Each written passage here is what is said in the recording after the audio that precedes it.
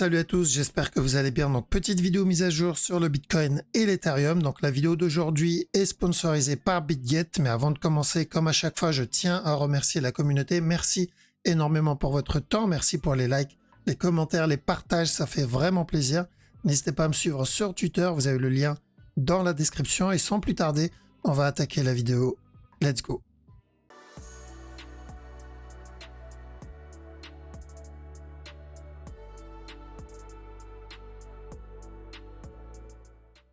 Alors, donc avant de commencer l'analyse, pour ceux qui recherchent un exchange crypto, que ce soit pour du trading spot, trading future, pour du launchpad, du launch pool, du stacking, peu importe la raison, donc je passe toujours par BitGet.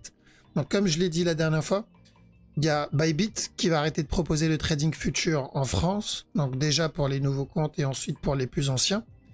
Et un peu comme ce qu'avait fait Binance. Et il y a des personnes du coup qui aimeraient continuer quand même à trade les futurs et savoir quelle est l'alternative.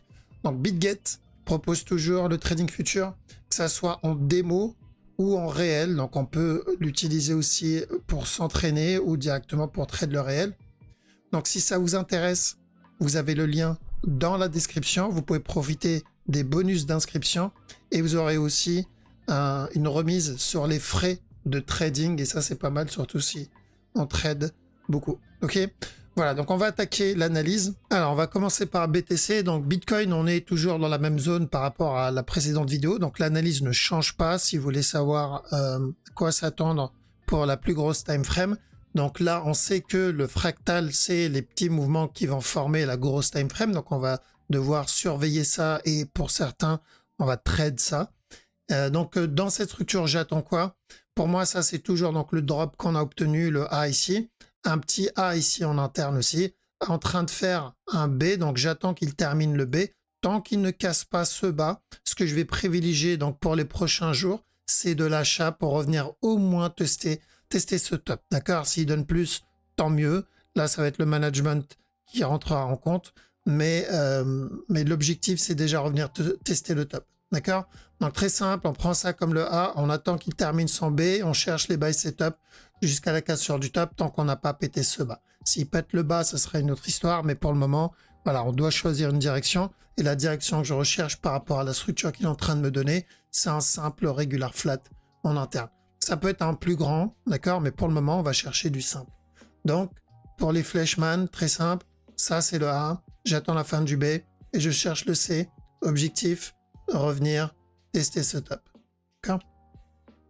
Ensuite, on a ETH. Donc ETH, je m'attends à une plus grosse correction aussi. Je rappelle, l'objectif, c'est de revenir péter ce top, vu que on a terminé, donc on a cassé ce top, ce qui invalide le running flat, qu'on avait cherché de l'achat. Et on a dit, s'il vient péter, hop, donc on a cherché de l'achat, on a dit, s'il vient péter ce top, c'est qu'il viendra péter ce top-là. Donc ça c'est actuellement notre objectif. Donc en 1 heure, parce que c'est la structure qu'on surveille ici. Donc j'attends qu'il vienne casser du coup ce top là, parce que s'il vient péter le top, on viendra péter le top précédent. Alors l'idéal ici, c'est qu'on est en train de faire un B, d'accord, une correction. Donc ça comme A, ça comme B. Donc j'aimerais bien le voir donner un C et ensuite chercher de l'achat. S'il vient péter le top, bon, j'aurai pas de trade là-dedans. D'accord, donc s'il vient casser le top ici, parce qu'il a donné un petit setup d'achat, personnellement, je ne serai pas dedans. D'accord? Parce que j'ai pas pris ce bail-là. Par contre, s'il vient me donner un nouveau plus bas et un flag là-dedans, je serai probablement dans le bail. Car je préférais qu'il me donne une structure un peu plus grande. Ok, donc contrairement au Bitcoin où on est déjà en train de faire le C, ETH, j'ai l'impression que on est plutôt dans le B là-dedans. D'accord? Donc, ceux qui ne sont pas dans le trade, l'idéal, c'est d'attendre un C avant le buy. Maintenant, s'il casse le top, tant pis, on attendra une autre opportunité. Mais oui, c'est toujours de l'achat. D'accord? Donc, c'est où il casse le top tout de suite, ou on aura un dernier plus buy ensuite, il casse le top. Donc, ça, c'est ce qu'on veut pour ETH. Ensuite, pour BNB, tant qu'on n'a pas pété ce bas, donc ici, on cherchait de l'achat. D'accord? On a eu le B, là, on voulait de la vente, validé. Et ensuite, on voulait de l'achat, validé aussi. Donc ça a été un beau trade à prendre. Et maintenant, donc, on est en train de corriger. D'accord? On continue de corriger. Donc, tant que ce bas n'est pas cassé, On peut chercher aussi de l'achat. Donc l'objectif, revenir, péter le top. D'accord? Donc aussi de l'achat sur le BNB. On part pour un simple A, un B, et ensuite revenir tester le top encore une fois. Donc je m'attarde pas sur la grosse time frame parce qu'on l'a déjà vu plusieurs fois. D'accord? Donc la précédente vidéo, on a déjà vu la grosse time frame.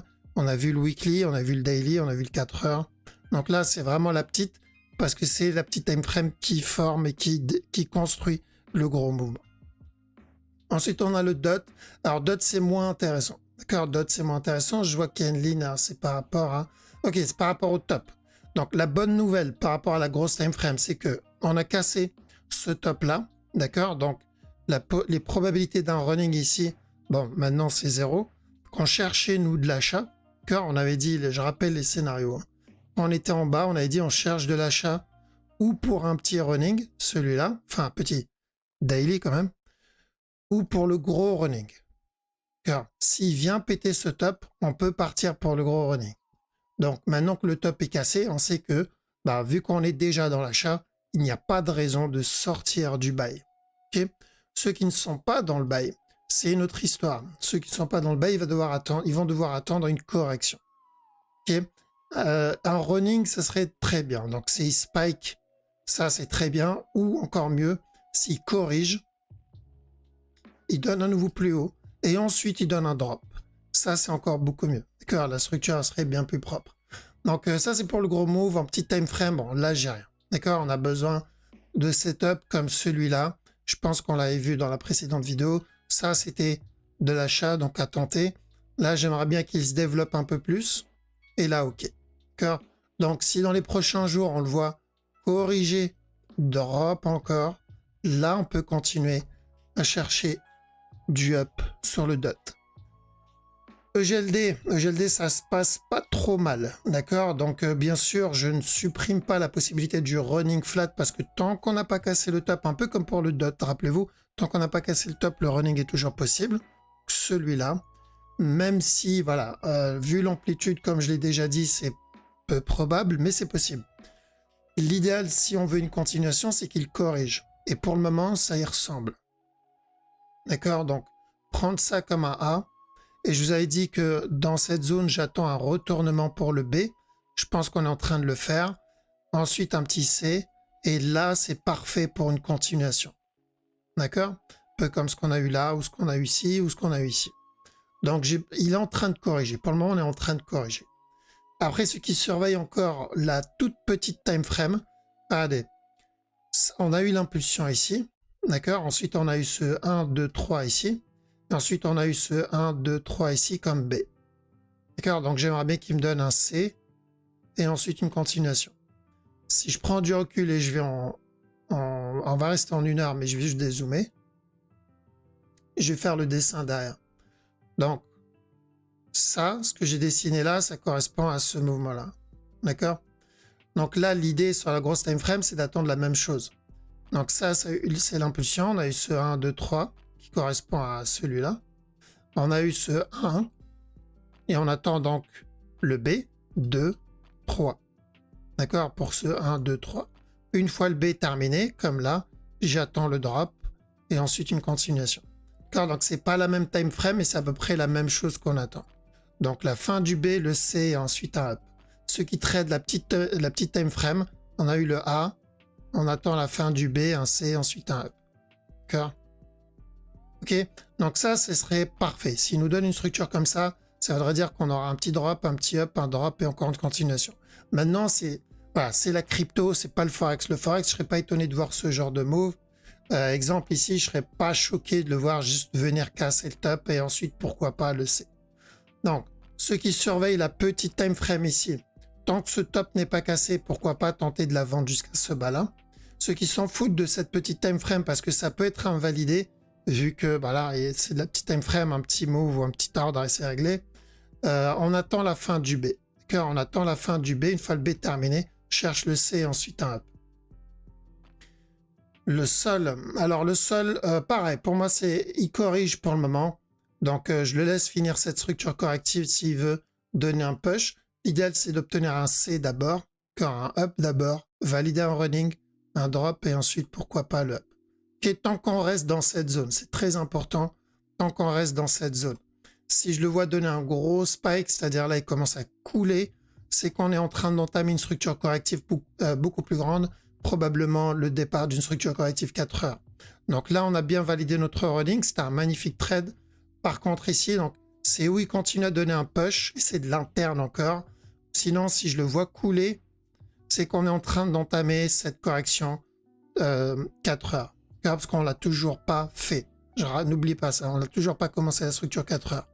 Donc pour le moment, ce que j'aimerais voir, c'est la fin de cette correction et ensuite pourquoi pas un push. Et attention au running pour ceux qui tradent le 15 minutes. Attention au running, ce mouvement-là. VET. Alors VET, plutôt haussier. Le mouvement qu'il est en train de me donner ici, c'est plutôt haussier. Donc ce mouvement-là, tant qu'on n'a pas cassé le bas, c'est un peu comme Bitcoin. Tant qu'on n'a pas cassé ce bas, je privilégie plutôt de l'achat pour revenir péter ce top. D'accord? Donc VET, ça c'est mon A, ce qui fait c'est un B. J'attends la fin du B pour de l'achat. Litecoin. Alors Litecoin, on a validé notre cassure du top, c'est ce qu'on voulait. À la cassure du top, j'ai dit on cherche de la vente et ensuite de l'achat. Car c'est exactement ce qu'on a eu. On a eu de la vente, on a eu de l'achat. Donc à partir de maintenant, au cas où il est en train de donner une structure un peu plus grande, exemple, la mèche n'existe pas, il est en train de donner un plus gros running, ou un running en interne, tant que ce bas n'est pas cassé, je vais le monter. Car on va monter ce bas ici. Je vais supprimer ça pour que ça soit plus clair. Voilà. Tant que ce bas-là n'est pas cassé, on peut tenter ça comme running pour revenir tester le top. Donc, tant qu'on est au-dessus de ce bas, on peut tenter les buy setup sur le Litecoin aussi. Là, c'est du 15 minutes, 1 heure à chaque fois. Hein. Tout ce qu'on vient de voir, c'est vraiment l'objectif, c'est le prochain top. Okay, parce qu'à chaque nouveau plus haut, on risque une correction d'une time frame supérieure. Donc, j'ai pas envie de rentrer à l'achat et oublier de le manager et me retrouver dans un gros drop derrière. Parce que on va finir par corriger et j'aimerais bien pouvoir me placer, donc rentrer pendant la correction et pas essayer de sortir, éviter de sortir en perte. En gros, rentrer dans le buy ici, donc je rentre dans le buy et je commence à cumuler et le marché commence à corriger et là j'essaie de trouver une solution pour juste sortir du trade en fait. Commencer à paniquer et essayer de limiter mes pertes. C'est dommage. Donc, je préfère prendre des profits à chaque nouveau plus haut. S'il décide de se retourner, j'ai déjà mon break-even de poser. Et donc là, j'ai juste à chercher une autre opportunité pour rentrer. D'accord? Donc, voilà pourquoi, si je prends ce buy, mon objectif, c'est ce top-là. Ce qui me donne après, c'est bonus. D'accord? Je ne coupe pas tout. Je coupe une partie, je prends des profits, mais le reste, c'est bonus. OK? Voilà, donc on a fait le tour. Là, c'était vraiment plus de la petite time frame parce qu'on est en train de développer cette petite structure tranquillement. Donc pour beaucoup, c'est un petit push, 15 minutes, 1 heure. On verra d'ici mercredi comment ça va se développer. En tout cas, gros merci à tout le monde. Merci pour votre temps. Merci d'avoir regardé. Pour ceux qui ont regardé la vidéo jusqu'au bout, merci à vous. Passez une très bonne soirée. Je vous dis à la prochaine. Ciao.